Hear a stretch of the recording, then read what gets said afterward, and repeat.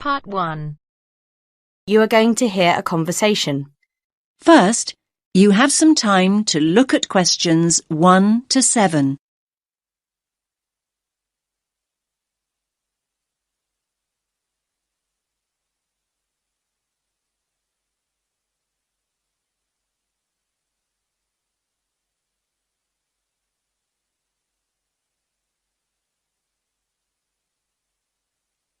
Listen carefully to the first part of the conversation and answer questions 1 to 7.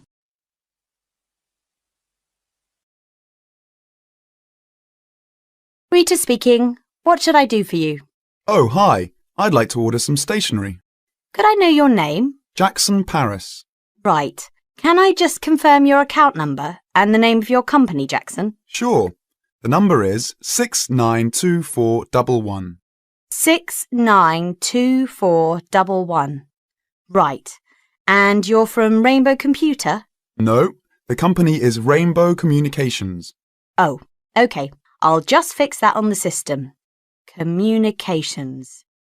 And what would you like to order, Jackson? Envelopes. We need a box of A4, that is, normal size envelopes. White, yellow or manila? We'll have the plain white, please, but the ones with the little windows. OK, one box. A4, white. Just one box, was it? On second thoughts, make those 2 boxes. We go through heaps of envelopes. As a matter of interest, are they made from recycled paper? No, you can't get white recycled paper.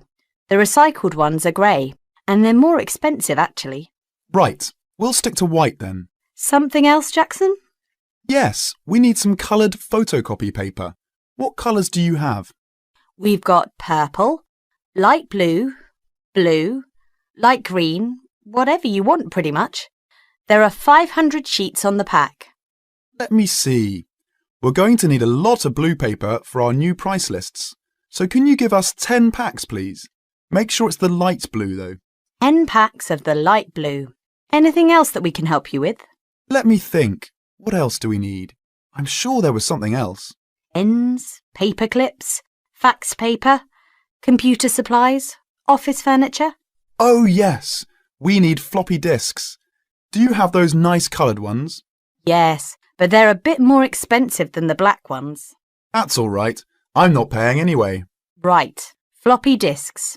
What about diaries next year?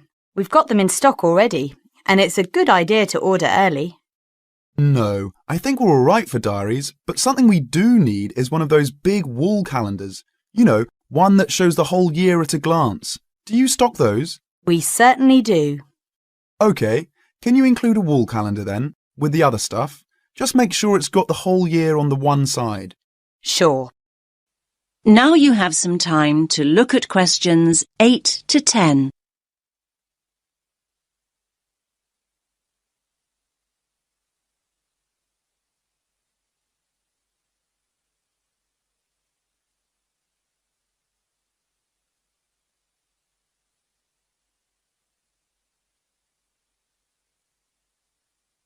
Now listen to the next part of the conversation and answer questions 8 to 10.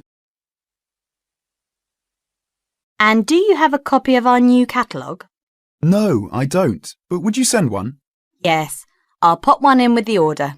You'll find it a lot easier to remember what you need if you have our catalogue in front of you next time. Yes, good idea. And when can you deliver this?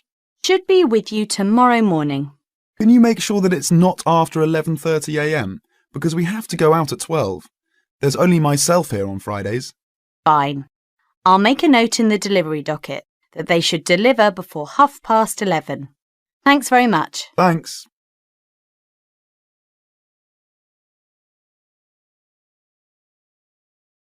That is the end of Part 1. You now have half a minute to check your answers.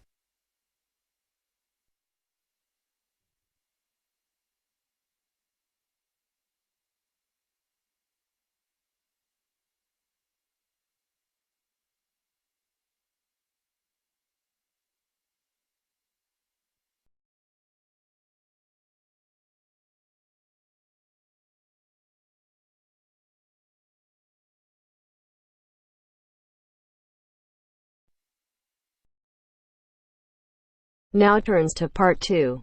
Part 2. You'll hear a lecturer talking to students about a printing process. First, you have some time to look at questions 11 to 15.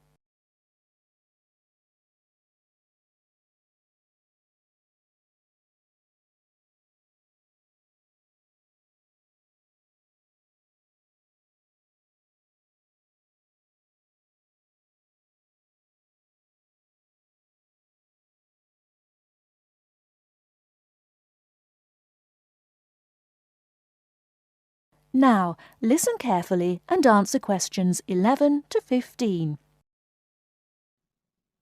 As I've made clear in earlier lectures, many different solutions have been proposed to the basic technological problem of getting meaningful marks onto paper. In other words, several different forms of printing have developed over the years, many of which are still in use today for different purposes. This week, I'd like to discuss the rotogravure process. This is one of the most widely used printing processes, and after describing how the process works, I'll be describing some of its industrial uses and the advantages and disadvantages of this form of printing. As the name implies, rotogravure is a form of printing in which large cylindrical pieces of metal rotate, while the paper to be printed passes between them.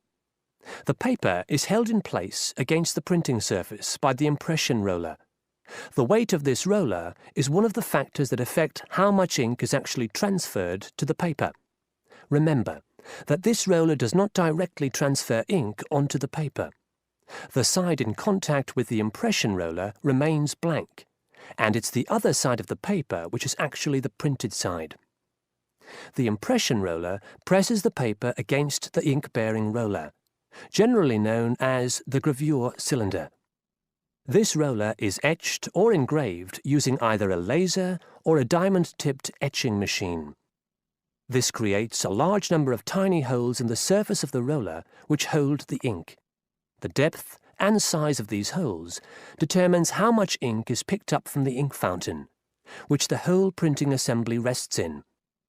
How much ink is picked up, in turn, determines the density of the image produced. As it rotates, the lower roller picks up more ink on its surface than is required, and this needs to be removed before contact with the paper. A flat edge, called the doctor blade, scrapes against the surface and removes all ink which is not in one of the holes on the surface of the lower roller. This should lead to a clean image. Before you hear the rest of the talk, you have some time to look at questions 16 to 20.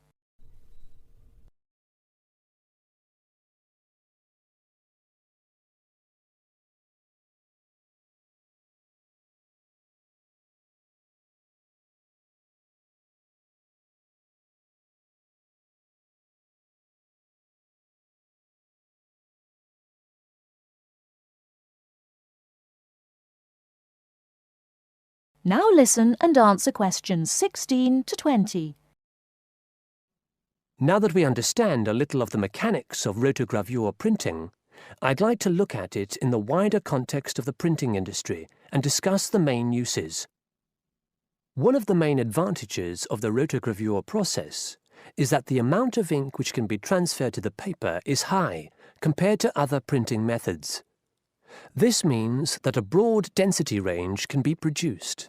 In other words, with rotogravure, it's possible to produce many different light and dark shades, making it particularly suitable for reproducing photographs and fine art. For shorter print runs, some other processes may give a finer image, but rotogravure is ideal for jobs that involve printing, for example, 1 million magazines. One common place where you'll see printed matter that has been produced by rotogravure is in the advertising material that is often inserted into Sunday newspapers. Of course, it's not just paper that can be printed by rotogravure. It's a very flexible process, since the rollers used can be made to any size required. Whether it's consumer packaging or large rolls of floor covering that need to be printed, rotogravure is a relatively cheap, quick method that is used in a variety of industries. This isn't to say that rotogravure is without its disadvantages. Probably the main drawback is the fact that, with large areas of colour, the dots are visible, even without using any kind of magnifying aid. Now, does anyone have any questions about the rotogravure process? That is the end of part 2. You now have half a minute to check your answers.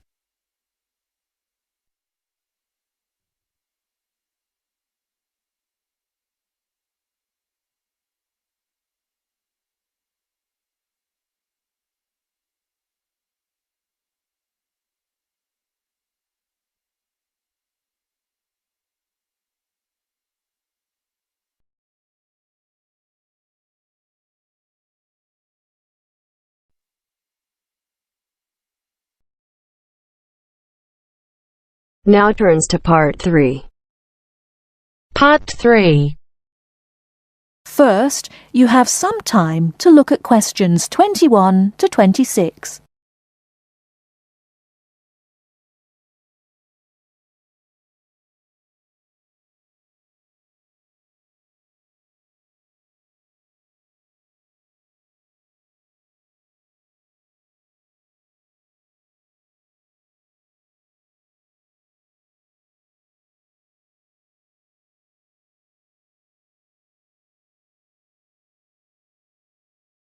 Now listen carefully and answer questions 21 to 26.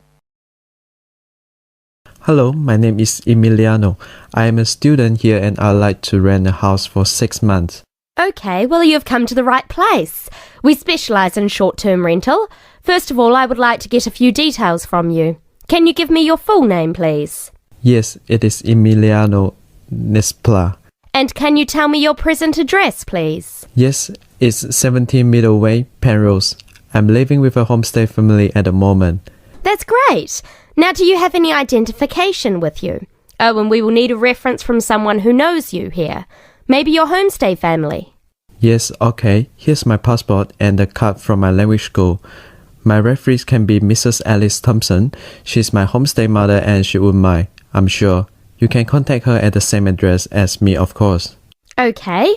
If we need to contact you, should we leave a message with your homestay? No, you can speak to me directly. My cell phone number is 021 548 3534. Great. Now, do you have a bank account? You will need to pay your rent by direct debit. You know, it will come out of your account automatically every month.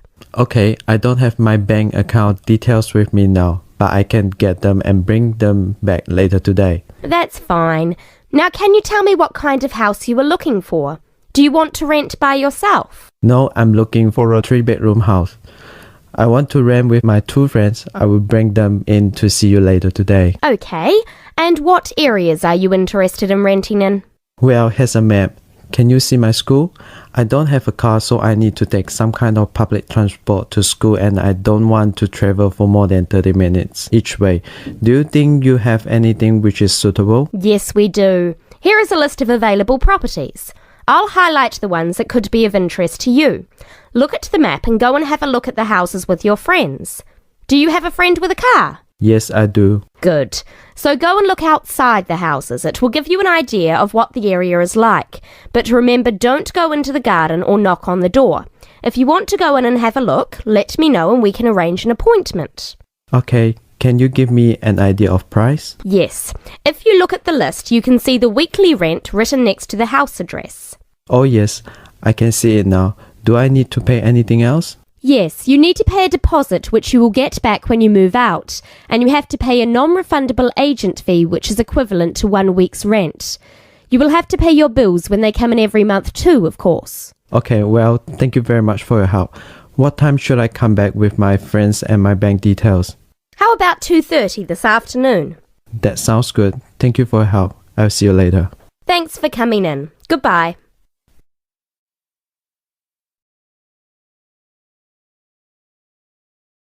Before you hear the rest of the talk, you have some time to look at questions 27 to 30.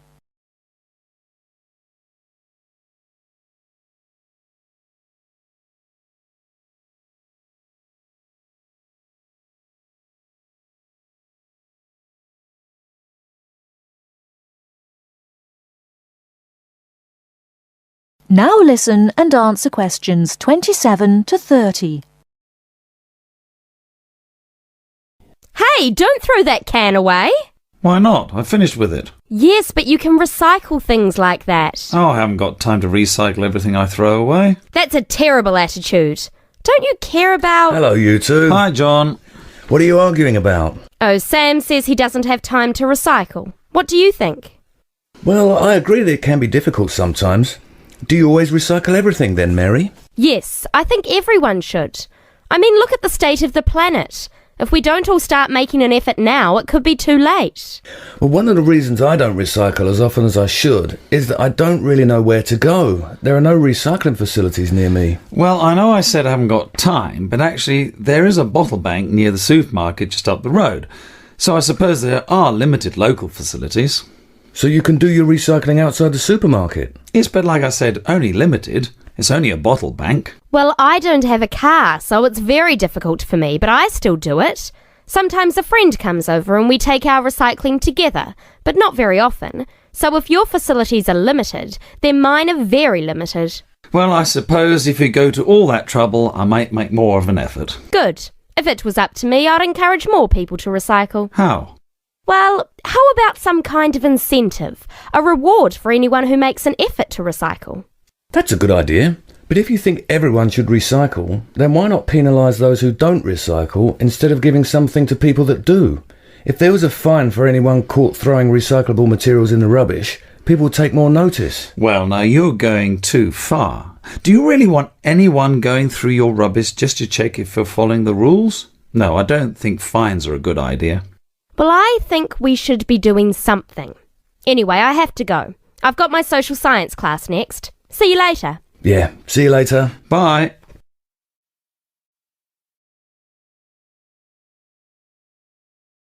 That is the end of part 3. You now have half a minute to check your answers.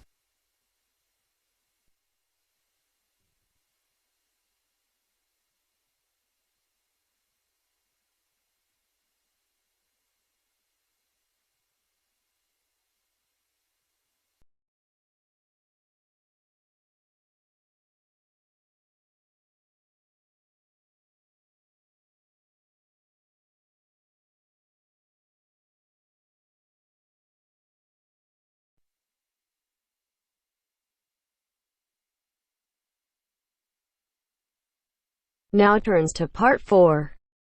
Part 4. You will hear a postgraduate psychology student talking to other students about a job satisfaction study he has investigated.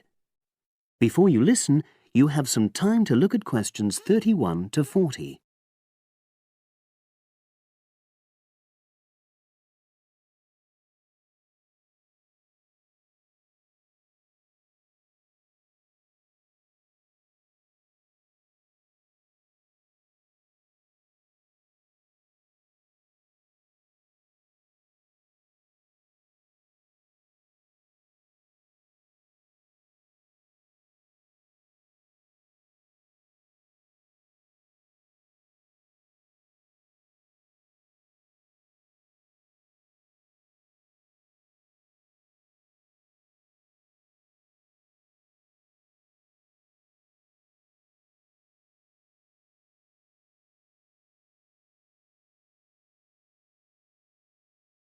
Now listen and answer questions 31 to 40. Good morning, everyone. For my presentation today, I'm going to report on an assignment that I did recently. My brief was to analyze the methods used in a small study about job satisfaction, and then to make recommendations for future studies of a similar kind. The study that I looked at had investigated the relationship between differences in gender and differences in working hours and levels of job satisfaction amongst workers. For this purpose, employees at a call center had been asked to complete a questionnaire about their work. I'll summarize the findings of that study briefly now. First of all, female full-time workers reported slightly higher levels of job satisfaction than male full-time workers. Secondly, female part-time workers reported slightly higher levels of satisfaction than female full-time ones did. On the other hand, male part-time workers experienced slightly less job satisfaction than male full-time workers. But although these results seemed interesting and capable of being explained, perhaps the most important thing to mention here is that in statistical terms, they were inconclusive. Personally, I was surprised that the findings hadn't been more definite, because I would have expected to find that men and women, as well as full and part-time workers, would experience different levels of satisfaction. So I then looked more carefully at the methodology employed by the researchers to see where there may have been problems. This is what I found. First of all, the size of the sample was probably too small. The overall total of workers who took part in the survey was 223, which sounds quite a lot, but they had to be divided up into subgroups. Also, the numbers in the different subgroups were unequal. For example, there were 154 workers in the full-time group, but only 69 in the part-time group. And amongst this part-time group, only 10 were male, compared to 59 who were female. Secondly, although quite a large number of people had been asked to take part in the survey, the response was disappointingly low. A lot of them just ignored the invitation. And workers who did respond may have differed in important respects from those who didn't. Thirdly, as the questionnaires had been posted to the call center for distribution, the researchers had had very limited control over the conditions in which participants completed them. For instance, their responses to questions may have been influenced by the views of their colleagues. All these problems may have biased the results. In the last part of my assignment, I made recommendations for a similar study, attempting to remove the problems that I've just mentioned. Firstly, a much larger sample should be targeted, and care should be taken to ensure that equal numbers of both genders and both full and part-time workers are surveyed. Secondly, the researchers should ensure that they are present to administer the questionnaires to the workers themselves. And should they require the workers to complete the questionnaire under supervised conditions so that the possibility of influence from other colleagues is eliminated. Finally, as workers may be unwilling to provide details of their job satisfaction when they are on work premises, it's important that the researchers reassure them that their responses will remain confidential, and also that they have the right to withdraw from the study at any time if they want to. By taking measures like these, the reliability of the responses to the questionnaires is likely to be increased, and any comparisons that are made are likely to be more valid. So, that was a summary of my assignment. Does anyone have any questions? That is the end of part 4. You now have half a minute to check your answers.